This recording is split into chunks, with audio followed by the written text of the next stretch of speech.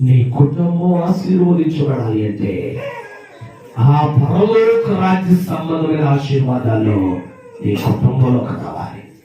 నీ బిడ్డలు అనుభవించాలి, నీ సంతానం అనుభవించాలి, నీ కుమారులు కుమార్తెలు కలిగిన వారంతా కూడా అనుభవించాలి అంటే నిజంగా దేవుని సన్నిధిలో ఆయన లెక్కలేని అద్భుత కార్యాలు చేసేవాడు. ఒకవేళ నీ వ్యాపారమో, నీ వ్యవసాయమో, నీ వ్యవసాయమో నీకు అందుబాటులోకి రాకపోతే ఈ స్తుతి ఆరాధన గొప్ప ఉదాహరణ.